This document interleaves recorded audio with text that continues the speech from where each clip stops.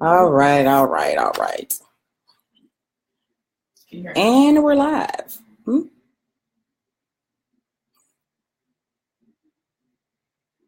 If y'all looking at me, looking around, I'm looking at my mother and my daughter. Just putting that out there. I'm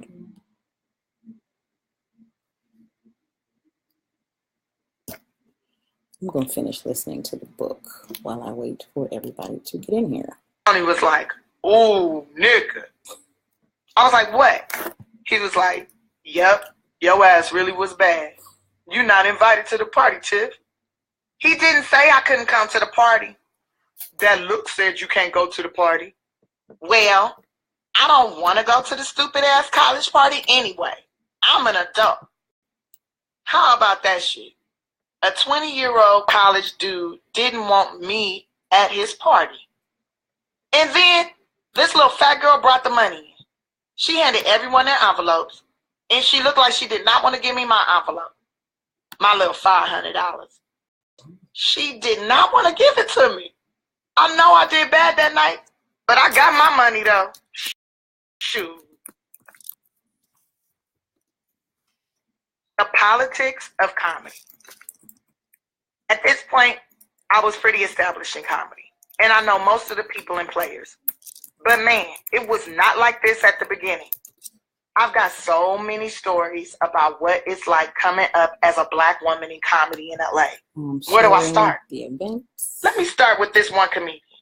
We'll call him Fats. I was volunteering at the youth center, and I ran into him. Hello. Oh, hi, everybody. Say something so I can see who's in here. Hello. Other than just me.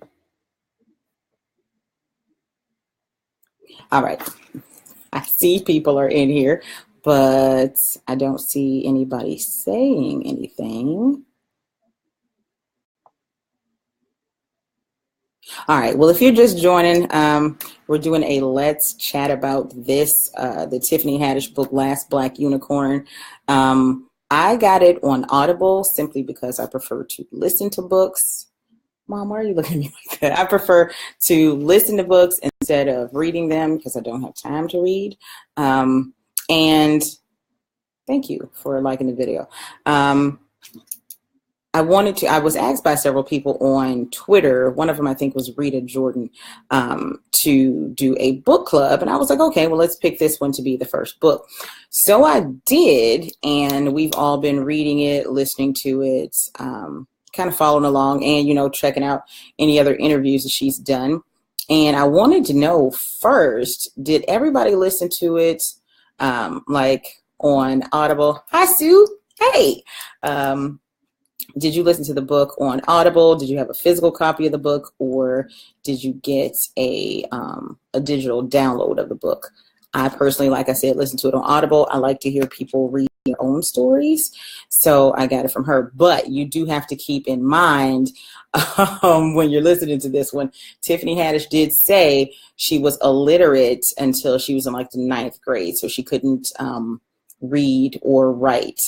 And because of that, I think that in the Audible, she doesn't read quite well. Like some of the reading isn't as fluent as you would find somebody who was well-versed. I liked it because it was her truth and it was her story and it was from her mouth. I just wish she could have brushed up a little bit. Hey, Tara. Wow, this is kind of cool. I can see who's walking in now. Hey, everybody. Tara, have you read the book yet? Not sure if you got in on that one. Nope. I'm not saying anything yet. Or maybe I can just see you down there in the corner. I'm going to tell you what I think I liked best about the book. I think I like the fact that you can see how she's a positive person who always likes to think positive and kind of speak things into existence. And through the whole book, you can see her saying, if I can just do this, it'll get better. If I can just do that, it'll get better. There was a point where she was homeless and she was saying, it's okay. I'm living in the metro now, but everything's going to be all right. And because she stayed positive, everything did get to be the point where, now she doesn't really want for anything, but she says she's still working because she wants to buy her mom a house, which is adorable. The one thing, I don't know if there was a part I liked least. Not really sure if she was oversharing a lot, but I feel like some details were just kind of left out. And I get it, in light of not wanting to get sued, but being sued anyway. She didn't talk about a lot of situations, but I feel like a little bit of it was missing. If you got the Audible version and you listened all the way through, there was a song at the very, very end about the last black unicorn. I think that was kind of cute. Like, I was like, oh, you dropped a single on the end of a book? That was cute. I will admit, I didn't know much. I'm banging on the table. I didn't know much about Tiffany Haddish until I saw her in Girls Trip over the summer. And because I saw that, I went and looked at some other stuff and was like, oh yeah, I have seen her kind of like in the background of films for a while, just, wasn't paying attention to her. But I had never really seen any stand-up of hers, and I think that made a big difference. From seeing her on Girls Trip made me want to go find out everything else. And then because of that, I got the book, and now I feel like she's the friend that I probably would have loved to have had and did like bad stuff with in my 20s. Although I'm a little older than her, I feel like she was a really cool person to hang out with, and she's genuine. If you see her in anything else, she's just a genuine, fun person, and she's really appreciative. And I think that can teach a lot of people a lot of things. On just being thankful for what you have. Like, she was living in a car and thankful for it. Thankful for living in a Geo Metro. And I had one of those, and I know those cars are small, and I don't know how on God's green earth she was living in one, but she did. So yeah, kudos to her for living in a Geo Metro and bouncing back from it. I did have some stuff in here on like if anybody had read the book, what could you relate to the most from it? Her story was so tough. There was not much that I could really relate to, other than the fact that, and I was never that kind of kid that was bounced around, but some of her childhood was just like, ugh, yeah. African-American people do want to kick their kid out at 18. They do. And, her grandmother told her, hey, you either, get out because I'm not making no money off of you anymore, or you pretty much get out. Like, she had two options: get out and get out. So she got out, and she said she was couch surfing, which is hopping from house to house with her friends, and she was couch surfing for a while until she was able to get her bearings together and get a place of her own. I really kind of felt bad about that. My parents did not kick me out. My mother pretty much said, you don't want to abide by the rules, you can go get a house with your own rules. And I was like, okay, get my own house, my own rules. That's lit, until you have to pay those bills. And that wasn't cool. But I do feel like we do prematurely kick folk out. And that is such a sad thing that she had to go through that. Something else in the story, and I did hear an interview that she did right after the book came out. Like literally a couple days later, she said that the editors and such were changing certain parts of the book. Hi, Stephanie. She said the editors in the book were changing certain parts of the printed book, but when she was reading and recording the book for Audible, she switched it to the way the story went. So now, because I have the Audible version, I want to go get the printed version and kind of compare the two to see where the inconsistency lies. She said they were kind of beefing some things up. Now, if the Audible version is the truer, watered down story, then I would be led to believe that everything she said about her ex-husband was correct. Hi, Thomas. I would believe that everything she said about her ex-husband was correct. However, in recent weeks, I know she has, she's being, I believe her ex-husband is gearing up to sue her about the part in the book. Now, even though she didn't say his name in the book, she did allude to, well, if you knew her back then, and if you could find her records and stuff, which I found a restraining order, so I kind of know it's to be true a little bit. She said that she married the one man twice. So even if, she had had two different marriages and you didn't know, but you knew it was one, she said she married the same man twice. So that kind of points the finger directly at him with all of the abuse allegations and things that she was saying in the book. He's saying he never laid a hand on her. He never did anything to her. and he wants to, I believe, sue her for defamation. And in my mind, I'm thinking, I hope you had some good lawyers, girl, when you was writing this book, because if you didn't have good lawyers and you wrote this, then somebody should have been there to advise you on what you can and cannot say. She never said his name. In the book, he is just ex-husband. So I'm hoping that this is going to come out good for her. However, he's gearing up for a little bit of a battle. And listen, I hate to get in stuff like that because I feel bad, because I really do like her. But everybody knows you don't have to have physically assaulted anybody to get a restraining order. But in the restraining order, and I believe the restraining order is from 2011, there are some details in there and some stuff on the police report that do allude to her having some physical injuries, even though he's saying he never did anything to her. So, okay, whatever. I'm just staying middle of it. This is her account of everything. Everybody knows that they tell their story to the point where it makes you be in a little bit better of a light. So I'm just taking her story at face value because that's her truth. Maybe one day he'll come out, write a book, and tell us all his side of the story. I don't know. Funniest part of the book, if you have not read The Last Black Unicorn, listen. The funniest part in the book was a section about Bertha, where she took a prostitute from a guy who was a pimp. That was the funniest part. And also, I believe it was a handicapped angel named Roscoe. She talks about that in several interviews too. Hilarious. And the fact that it's true, I can't even live straight. But the part that I think hurt my feelings the most about the book was, hi Tani, was the part where she was talking about her stepfather and how, the family was kind of cool. She's the oldest of 5 siblings, and her mom had everything going for her. But after a car accident, her mother wasn't the same anymore, and she was in the hospital for months. And and I think the car accident happened when Tiffany was 8 going on 9, she said. And now she's, I believe, 37 or 38, and her mother is still not okay. And she found out when she was 20 or 21 that the car accident was caused because her stepfather had cut her mom's brake lines and was trying to kill the whole family. And to know that something like that happened, so he didn't feel like being married anymore because he had like side chicks and stuff. That's kind of doing a lot. And she said she could never prove it.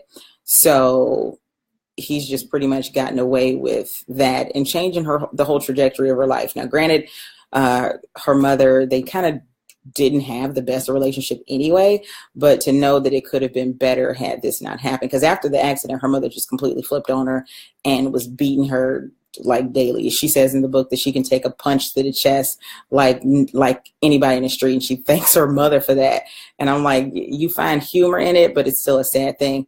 Hi, Tina. I like to see everybody walking in. Hey, everybody. If you have read the book, feel free to join in, type a question, something like that. I'm trying to see where the question pieces are. Y'all know this is my first live, so pray for me. And I'm not going to be on here entirely too long because I got to go to work in the morning. Y'all know I get up extremely early to wake up my voice and be on the radio in the morning. So keep that in mind. Thank you. Just saying, keep that in mind. I do have to go to bed in a little bit. And I am, like I said, I'm still out. I'm at my mom's, so still out. And I'm here because I didn't feel like going nowhere else. I want to be with my mama. And now she's looking at me all crazy. Hey, Mom. No, I've listened to the book. I think it's only 7 hours. I think the book is about 7 hours and some change. And I've listened to it probably maybe 4 times. And I was wrapping it up, listening to it the 4th time today, just because I wanted to have a fresh account of the last time when I actually heard these stories. If I had to ask myself the question, did this book live up to my expectations? I would say yes, simply because I was not expecting anything other than maybe like a couple jokes, but she really does have a good story. I feel bad because on the inside, you can tell that she just still a little girl who just wants her mama and just wants her mom to love her. And she just wants to take care of everybody, her mom, her siblings, her grandmother. I feel like she's like that little kid who always used to get bullied, and she did. She goes really in depth about being bullied. But the little kid who always got bullied, and you just feel like this kid just needs a hug, and she'd probably be all right. That's kind of what I get from Tiffany. She still lives in the same area, still drives a modest car and everything. And I think I like that about her. The fame didn't go to her head, and she's saving her money and growing her own food. I get it. Listen, I absolutely get it. When you've had to make stuff up in order to have things, you honestly know how to just kind of be a better steward of your money and everything. All right, I am not going to be on here too long, but I'm trying to see, like, nobody's typing. Where the questions at? Okay, I see a flower. I see a little angry face. Where did that come from? Y'all funny. I see a laughter face. Why is all this stuff just popping up? I don't even know. Somebody help me. I don't know where the questions are. But yeah, if you're typing, I can't see y'all. And y'all pray for me, because maybe the next time when I do this, I'll be able to actually see like comments and stuff. I don't see any typing. Look, I'm going to type hello as I drop my headphones. Okay, see, I just typed hello and I see it. Child, listen. I don't know. This is what happens when you have never done anything like this before. And oh yeah, I just deleted that comment because I'm not going to be thirsty on my own stuff. This is what happens when you never do stuff like this, and then you don't know how it works. When you're doing it, you're like, oh, okay. Bear with me. I'll be doing this again probably next month when we come up with another book. I'm personally in love with the book. However, I'm not going to be forcing everybody to read something just because I like it. I want people to read, something that they want to read. So I'll be probably putting up a poll in the next day or so with a list of books, or where everybody can add one, and we'll talk about those. For now, I would say if I had to put this book on like a report card and grade it, I would definitely give it at least a B. And I'm a little hard on people. I would give it at least a B. It would be an A if there were not what I am certain to grammatical errors or just the way she was doing certain stuff in the book. And that's because I was listening to it. I didn't read it. But I don't know. I keep looking down here. I would give this book a B. I would suggest that, and it's easy to get through. I think it's only 6 or 7 hours. And if you have like a far way to drive, you totally put it in a car and listen to it the whole way there. I don't feel like it's that bad. It is extremely, and knowing that somebody actually lived this kind of stuff is hilarious. But also there's some sad stuff in there too, and you can kind of see how her life balances out. I would suggest anybody read this. Do not, though, read it if you are offended by strong language, because she's got some stuff in this book that made me want to flinch. But be a little cautious if you're a person who's offended by strong language. Also, anything else? If you can't take people who don't read fluently, grab the book and not get the Audible. But I prefer Audible for everything, especially when somebody's telling their own story, because it's like sitting there, have a conversation with them, and they're just spilling their guts. I like that. But don't do it if you can't take certain voices and tones and stuff like that. And she randomly makes sound effects sometimes, and she changes her voice to fit certain characters. So if you can't take all that, don't do it. Just grab the physical version. But if you are offended by strong language, skip this one altogether. Don't even read Jennifer Lewis. As a matter of fact, you should probably stay away from anything.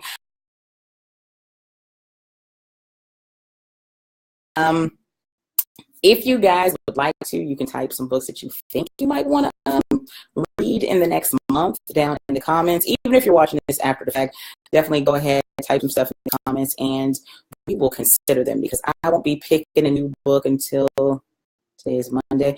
Let's settle on picking a new one on Friday. So I'll go through all the comments after the fact and get them lined up, and we'll go through it and see what we're going to do for the next month. And we'll reconvene here in like maybe February.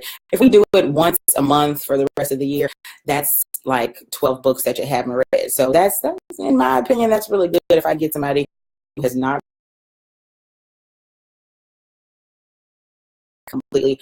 All right, y'all. I'm going to be clocking out now because I'm going to spend a little bit of time with my mom, and I will be back later. Now that I've figured out how to work the live thing, I'm probably going to be doing it a little more often. Probably will. All right, everybody. I will see. Oh, I just dipped into my radio voice. Sorry. I will see you all later. Bye. Thanks for watching. I appreciate it.